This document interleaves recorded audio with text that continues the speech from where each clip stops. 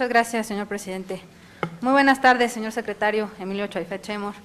Sea usted muy bienvenido a este recinto legislativo. Es indudable que la educación es uno de los temas prioritarios en la agenda del presidente de la República, Enrique Peña Nieto. Ello se hace visible no solamente con el hecho de haber impulsado una gran reforma educativa, sino con la implementación de la misma.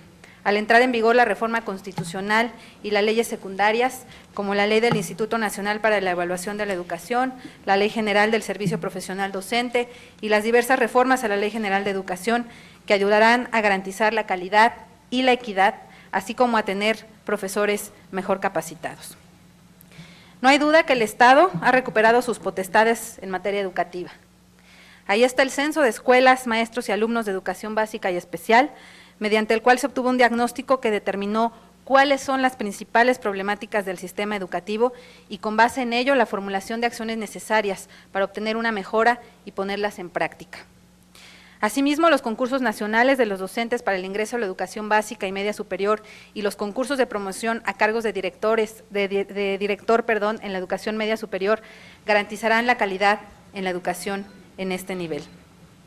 Es necesario señalar que el gasto nacional programado en educación para 2014 fue superior al año pasado y que se promovió la mejora de la infraestructura de los planteles educativos más rezagados en el país mediante el programa de escuelas dignas.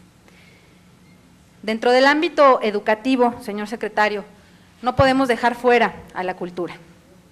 Desde el inicio de su gobierno, el presidente Enrique Peña Nieto ha destacado su importancia, situándola como un motor fundamental para el desarrollo de nuestro país. Esto no solamente se ve reflejado en el aumento en el presupuesto, sino también en la forma en que se ha eficientado la aplicación de ese presupuesto, dando lugar con ello a proyectos y acciones concretas. Como lo subraya en este segundo informe de gobierno, existe el claro objetivo de que los servicios y actividades culturales lleguen al mayor número de personas en todo el territorio. Por ello, se han desarrollado mecanismos de coordinación entre los distintos niveles de gobierno para optimizar el uso de los recursos disponibles para este efecto. Coincidimos que será solo mediante este tipo de acciones como se lograrán desarrollar plenamente las capacidades intelectuales y creativas de todos los mexicanos, pero también la reconstrucción del tejido social. Sobre este punto, es preciso mencionar, entre los programas que apoyan las acciones de prevención social, que en enero del presente año se dio a conocer el programa México Cultura para la Armonía, como usted ya bien lo señaló, y que entre sus principales ejes estratégicos se encuentran el referente a la creación de grupos artísticos en las zonas más vulnerables del país, las iniciativas relativas a festivales, conciertos, espectáculos al aire libre, el promover acciones que fortalezcan la identidad comunitaria y una estrategia dirigida a crear y adaptar la infraestructura cultural. Este programa, como lo señala el informe, desde su lanzamiento ha realizado 191 acciones en todos los estados de la República en beneficio de 175,000 habitantes. Ampliar el acceso a la cultura implica también asegurar las condiciones para la infraestructura cultural que se encuentra bajo la administración de los gobiernos estatales y municipales. Permite disponer espacios adecuados para la difusión de la cultura en todo el país. Pero significa también la puesta en marcha de actividades itinerantes en apoyo a institutos, concluyo, en apoyo a institutos y secretarías de cultura, el fomento a la lectura, el fortalecimiento de la Red Nacional de Bibliotecas Públicas, la digitalización de nuestro acervo cultural y las acciones que se han realizado como estas y muchas otras durante este segundo año de gobierno. Señor secretario, hemos visto avances significativos en materia educativa y de cultura. Observamos una gran voluntad del gobierno federal para seguir fortaleciendo estos rubros tan importantes para nuestro país. Y quisiera preguntarle, desde su perspectiva, ¿cuáles son los retos en política cultural que tenemos por delante? Muchas gracias.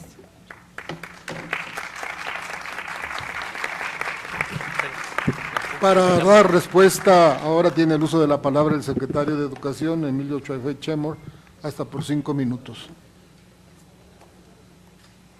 Decía Cassirer que la cultura es naturaleza inteligentemente aprovechada y que ahí donde hay cultura, ciertamente hay inteligencia, pero también hay sensibilidad y sociabilidad. De ahí que los retos en materia cultural del Gobierno de la República son los de extender de manera efectiva los beneficios de la cultura expandir los instrumentos para valorarla y sobre todo, algo que se olvida, fomentar la creatividad cultural de nuestra gente. En México hay muchísimos mexicanos, mexicanas y mexicanos con talento artístico y con talento cultural. Lo que ocurre es que no está en sus manos el tener el acceso a esa creación o en su caso a ese disfrute, porque no hemos organizado bien los elementos de los que dispone el Estado. Yo quiero decirle con toda certeza algo que he repetido toda mi vida: el Estado no hace cultura, el Estado es un producto cultural, pero el Estado promueve la cultura, es decir, hace que la población pueda tener acceso a ella. Ciertamente se ha hablado aquí de una serie de logros que nadie puede negar en materia cultural y ciertamente también se ha hablado aquí de un presupuesto de 14,000 millones de pesos que siempre resultará insuficiente para llevar a cabo esos dos grandes retos que señalé y que para mí son las metas del gobierno: democratizar la cultura y fomentar la creatividad cultural. Sin embargo, yo creo que tenemos que hacer el esfuerzo de organizar mejor el papel cultural del Estado mexicano. Ustedes conocen, hay un programa que tienen a su disposición los diputados de carácter cultural.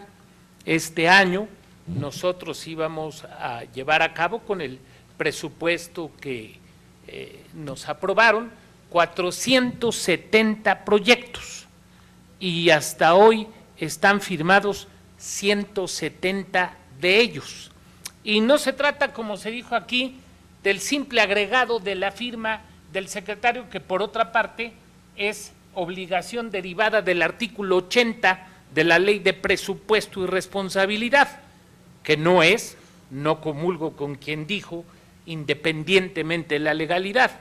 En la casa de la ley, los autores de la ley tienen que tener en primer lugar a la ley como referente de sus acciones.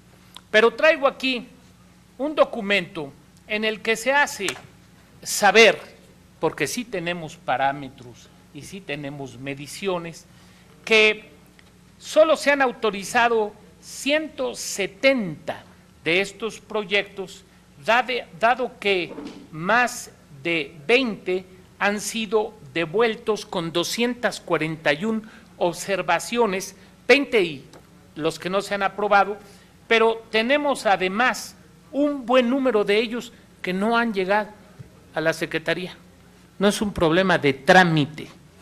Como esto, uno se acostumbra, yo fui diputado, a pedir que la verdad esté fincada en hechos.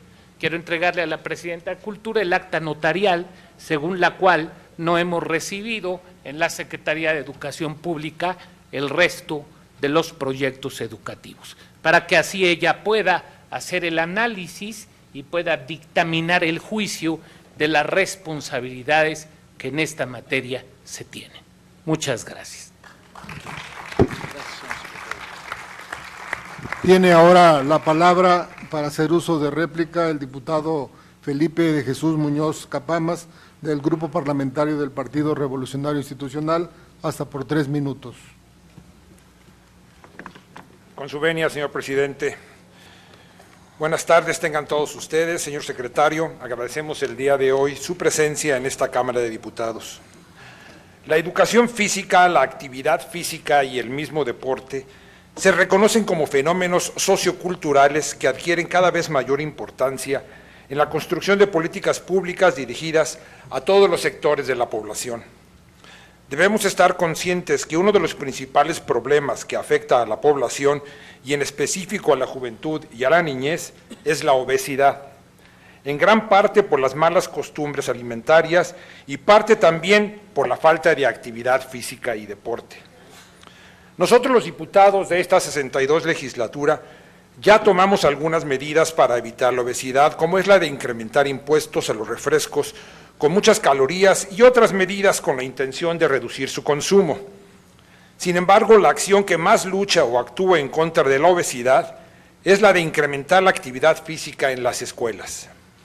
Si bien es cierto que el sobrepeso y la obesidad tienen origen multifactorial, está comprobado que la falta de actividad física suficiente y adecuada es el principal factor. De hecho, la Organización Mundial de Salud en 2013 determinó que la actividad física es el cuarto factor de riesgo para la adquisición de enfermedades no transmisibles y causa el mismo número de muertes que el tabaquismo y más que el alcoholismo y la dieta malsana. También es cierto y probado por más de 400 estudios independientes que los alumnos que realizan mayor actividad física escolar y deporte extraescolar tienen mejores resultados académicos. Con la desaparición de la Dirección General de Educación Física aquí en la Ciudad de México, decenas de profesores de educación física que por alguna razón estaban comisionados en varias actividades, menos la de dar clase directa, están ahora ya asignados a una escuela que no tenía suficientes profesores de educación física para atender a los alumnos. Lo anterior nos obliga a reconocer que gracias a la reforma educativa aprobada recientemente por este Congreso de la Unión y por acciones directas, hay más profesores impartiendo educación física en las escuelas, lo cual hace posible más estudiantes tengan acceso a la actividad física. Esto ya es una magnífica medida.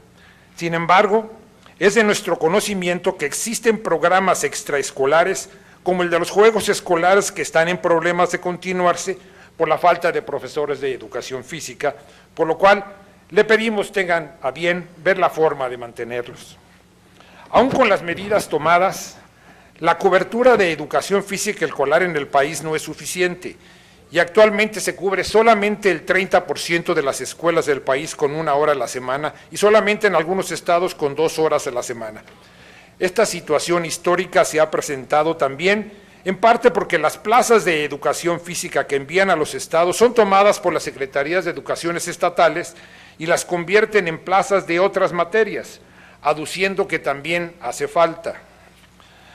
Nuestra propuesta, con todo respeto, señor secretario, y estando conscientes que no es fácil, y tal vez poniendo a trabajar a más comisionados, sería que la educación física se lleve a cabo 5 veces a la semana, o cuando menos 3 en todas las escuelas de calidad, y 5 horas a la semana en las escuelas de tiempo completo, y se atiendan los programas extraescolares. Concluyo, señor presidente. Por otra parte, es menester de reconocer la destacada actuación de nuestro país que ha logrado en los eventos deportivos, y usted fue claro en las cifras que mencionó, tanto nacionales como internacionales. Prueba de ello fueron los pasados Juegos Olímpicos de la Juventud celebrados en Nanjing en el mes de agosto, en los que fue patente el esfuerzo de todas las jóvenes participantes. Simplemente para hacer un comparativo, en los Juegos Olímpicos de la Juventud anterior en Singapur 2010, participamos con 42 deportistas, todos tuvieron que calificar. Participamos en 18 deportes, logramos una medalla de plata y 6 de bronce, 7 en total, un muy buen resultado. Pero ahora en agosto de este año, en los Juegos Olímpicos de Nanjing, en China, calificamos con 78 deportistas, 36 más que en el 2010. Participamos en 23 deportes, 5 más que en el 2010, y logramos 14 medallas, mejoramos el 100%. Con 1 de oro, 7 de plata y 6 de bronce, sin duda un avance considerable. Lo anterior es consecuencia de una política correcta del señor presidente Enrique Peña Nieto y de una labor basada en el compromiso y el profesionalismo y el ahínco en elevar la calidad de nuestros deportistas mexicanos. Es reconocer en tal sentido también su impulso, señor secretario, así como la labor del licenciado Jesús Mena Campos frente a la Comisión Nacional de Cultura Física y Deporte, también el esfuerzo del Comité Olímpico Mexicano, de sus federaciones, de los entrenadores, de los mismos padres de los deportistas, así como la visión al futuro de la Secretaría de Educación Pública en torno a las necesidades de las y los mexicanos en materia de educación física y deporte. Me permito felicitarle, señor secretario, por la labor al frente de tan importante encomienda. Es tanto tengo que decir, señor. Muchas gracias.